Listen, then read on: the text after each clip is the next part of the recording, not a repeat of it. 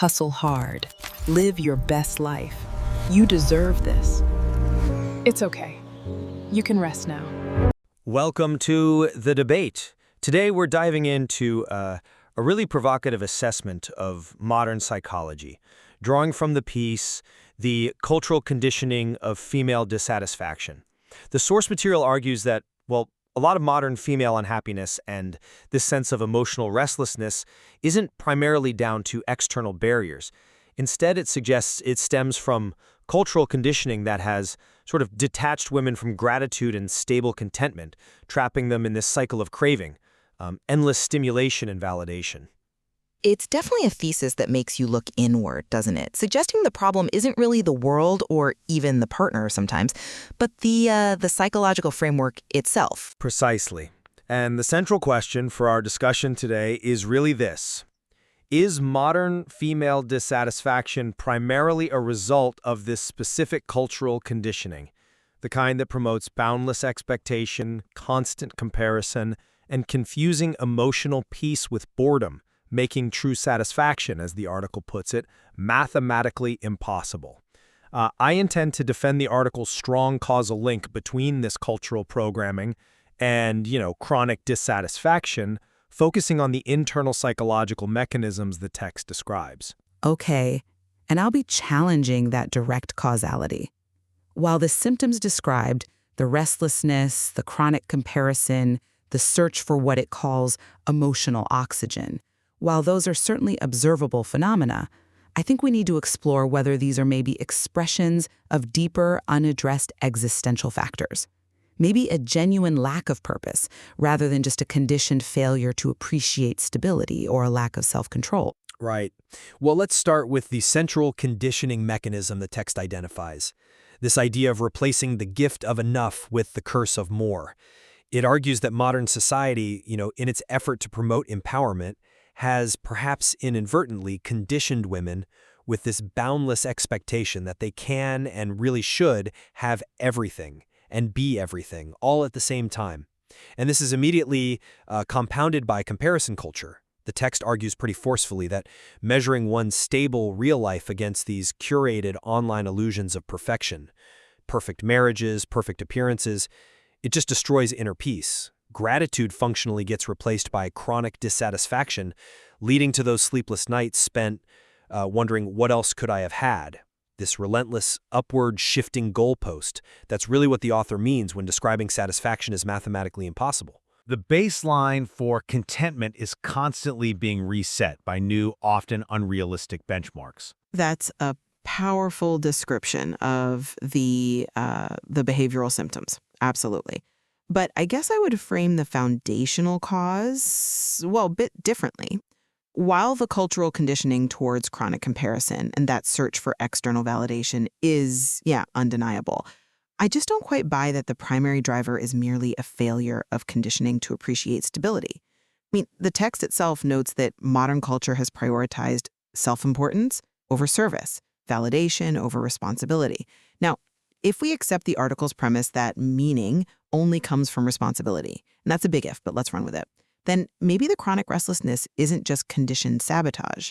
Maybe it's a genuine response to an actual lack of meaningful purpose, regardless of the material comfort or, the love a man provides.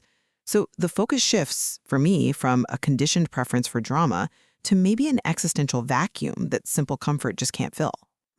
But isn't the method of expression part of the cause, or even the primary cause, when it fundamentally prevents the recognition of joy?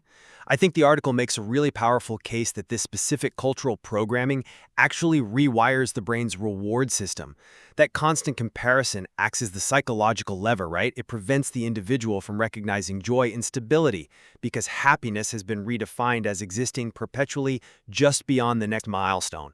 So if the definition of happiness is always the next step of consumption or validation, the internal system that's actually designed for peace, it just can't function properly. That's a compelling argument, the rewiring idea. But we do have to ask, is comparison culture actually rewiring the brain, or is it perhaps merely amplifying something more fundamental, like a universal human response to social hierarchy? I mean, status anxiety, the desire to measure oneself against peers, these are ancient human mechanisms, aren't they? Technology just gives us a faster, broader, and maybe crueler feedback loop for it. Yeah. The article claims this constant comparison leads directly to chronic dissatisfaction. Yet I still believe this dissatisfaction might stem more fundamentally from, perhaps, a societal failure to provide defined, meaningful avenues for purpose outside of just consumption and romantic validation. The comparison becomes the most accessible method for expressing an underlying dissatisfaction. It's the vehicle, not necessarily the internal engine driving the unhappiness of the woman described as being full of options but empty of purpose. But the distinction between vehicle and engine kind of dissolves when the vehicle becomes the primary way you navigate the world, doesn't it? When the conditioning leads to this constant pursuit, it inevitably creates the emotional paradox described in the text. Let's look at the relational consequences, for example. The article suggests women mistake peace for boredom and might actively seek chaos because their nervous system has been culturally trained, essentially, to associate emotional turbulence with vitality and meaning. I agree the dynamic described is destructive, yeah. But I think the cause of the relational breakdown might lie more in, let's say, relational integrity than purely in a conditioned craving for drama. Okay, explain that distinction, because the text argues this conditioning explains precisely why attraction and respect are often lost when the man's love becomes too easily given, too accommodating. The relationship becomes emotionally flat, it argues, because he starts sacrificing his own self-respect and purpose to try and fix her chronic dissatisfaction, becoming, in the article's quite stark parlance, an emotional servant. Her conditioned nervous system, mistaking calmness for coldness, then demands what the text calls emotional oxygen, or drama, which just forces the man further into that servant role. Right, but I come at it from a slightly different angle. The loss of respect and attraction, the text says, happens when the man's need to please becomes servitude.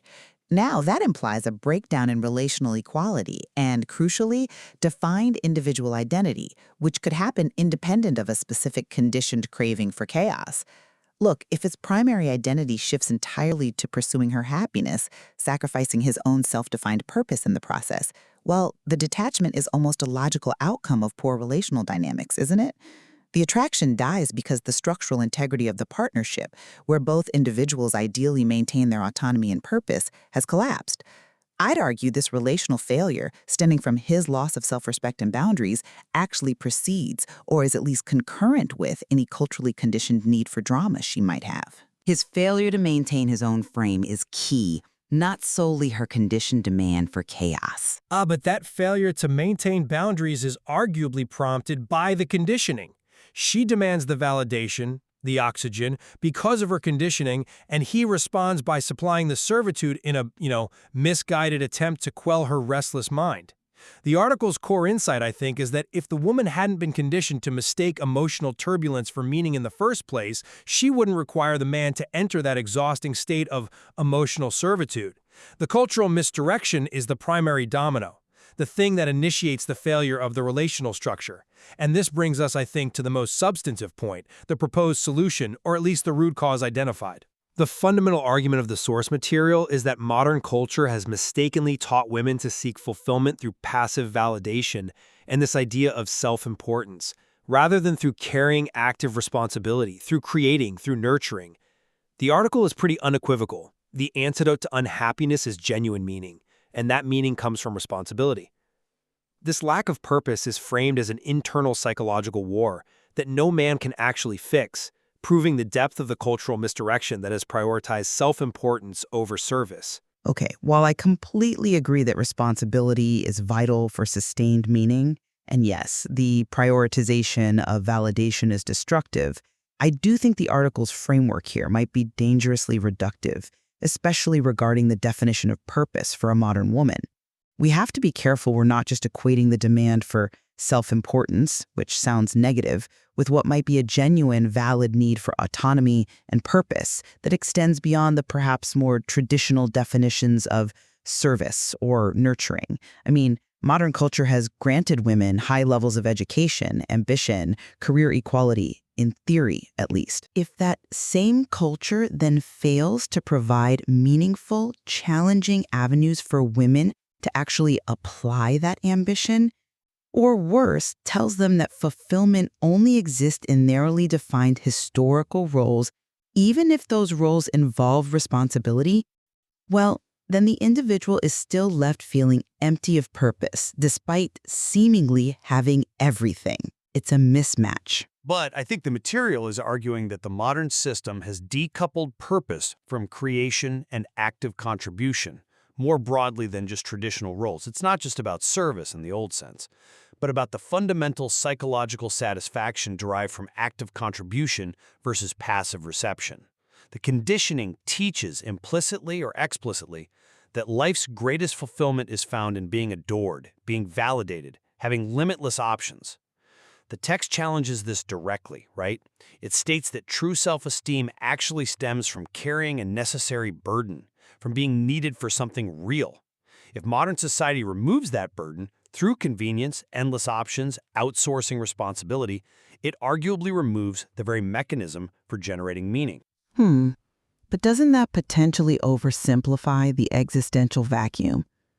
What if a woman carries immense professional responsibility, say, running a complex organization, a huge burden by any measure, but her personal life, her internal world, is still dictated by the endless, unsatisfiable benchmarks of comparison culture?